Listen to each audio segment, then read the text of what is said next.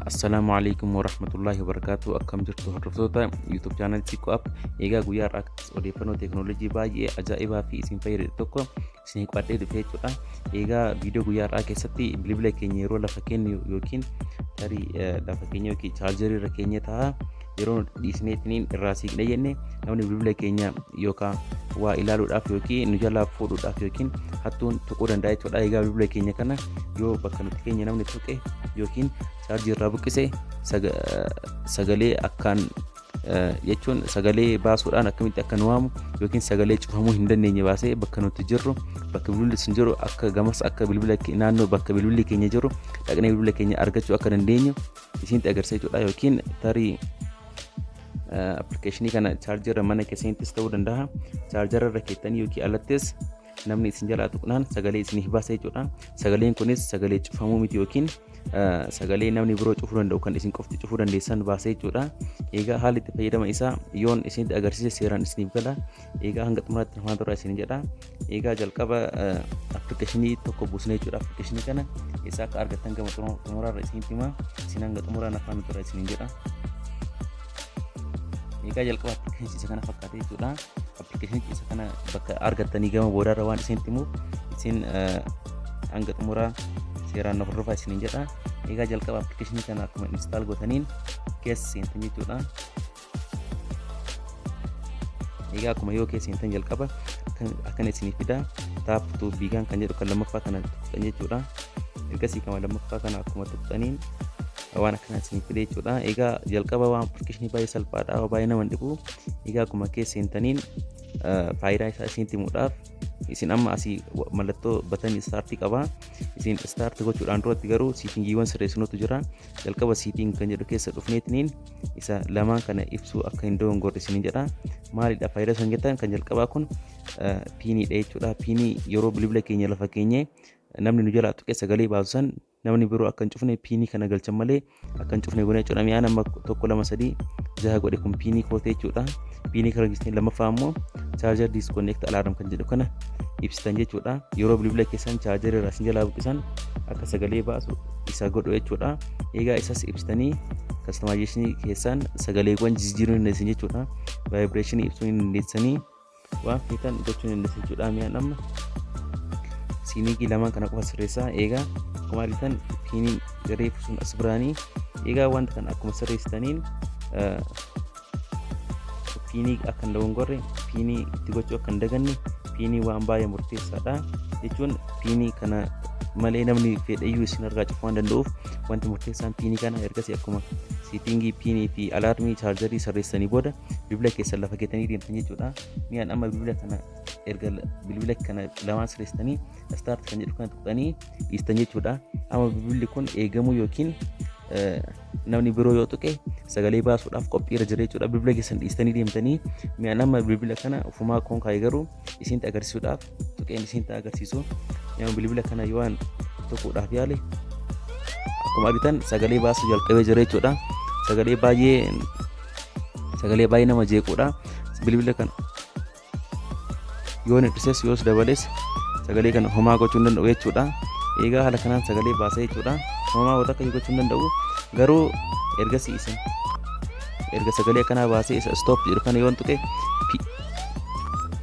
stop yoon tuqe piinii reefu an itti galchan gaafate jechuudha. Piinii kana ammoo an waan itti galchadheef ana qofatu beekee jechuudha. Mi'ama piinii koo itti galchuu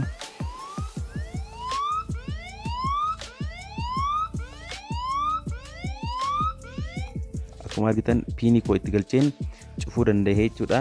Egaa haala kanaan bilbila keessatti biroo akka tuqnee gochuu hin dandeessan jechuudha. Piinii dhuunfaa keessanii itti galchitan malee tasumayyuu ta'ee hin cufamu jechuudha. Appilikeeshiniin kun jechuun sagalee iyyuu hin dhaabu jechuudha.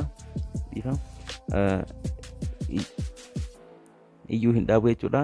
Egaa waan baay'ee nama ajaa'ibu sagalee kan hir'istanis dabaltanis kun dhimma iyya yookiin iyyuu isaa itti moofa jechuudha. Egaa kun isa jalqabaatti gama isa lammaffaa yoo isin dabarsu inni lammaffaa immoo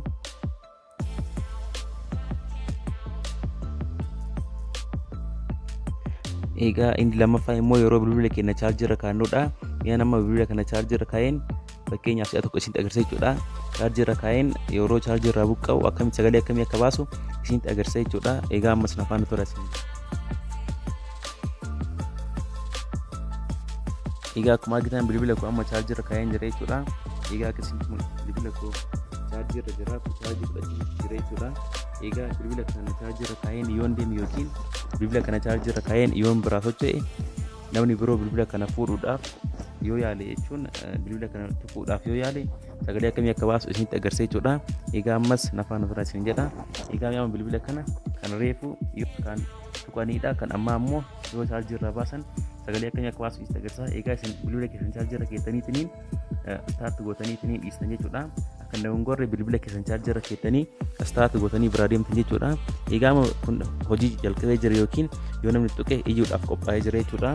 Egaa amma bilbila kana osoo bilbila hin tuqin chaarjii qofa buqqisuudhaaf yaalu.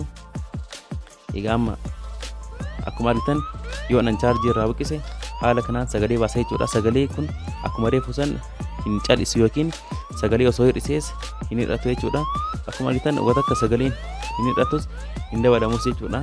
Egaa akkuma reefu san stooppii kana yoon tuqos piinii na gaafata jechuudha. Piinii kana abbaa bilbilichaa yookiin nama jalqaba wanta kana jalqabsiise qofa beeka jechuudha. Egaa waan baay'ee nama ajaa'ibuudhaaf isin fayyadudha. Egaa piinii kana galcheen ofirraa dhaabamee akka sagalee isin jeeqneef akkuma argitan amma bilbila kana ofirraa dhaabeen jira jechuudha. Egaa haala kanaan nageenya bilbila keessanii eeguu ni dandeessan jechuudha. Egaa appilikeeshinii kana akkuma reefu isin jedhe viidiyoo haa gabaabsuutiin bakka itti argattan isin himuudhaaf appilikeeshinii kana teelegiraam chaanaala koo irraa ni argattan jechuudha. Telegiraam chaanaala koo irratti isiniif hin fe'a.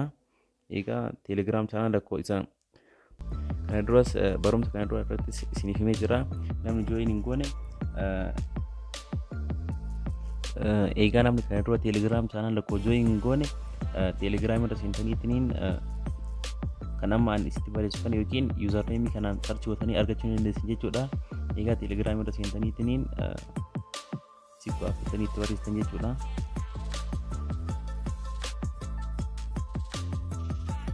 Appilikeeshinii yoo barreessan telegiraam isa jalqaba irratti chaanaalii isa jalqaba irratti dhufan jechuudha. Liinki isaa diiskiripshinii irratti soo isinii kaa'uuf baay'ee hin cinqamina isin jechuudha. Egaa akkuma argitan asirratti appilikeeshiniiwwan YouTube irratti isin barsiisu faayilii isaa asirra isiniif kaa'e telegiraamii kana isiniif kaa'e jechuudha. Egaa barumsa dabalataanis asirratti waan isiniif gadhiisutti jiruuf asirra seentanii jooyin gootanii akka irraa fayyadamtan isin yaadachiisuun fedha jechuudha.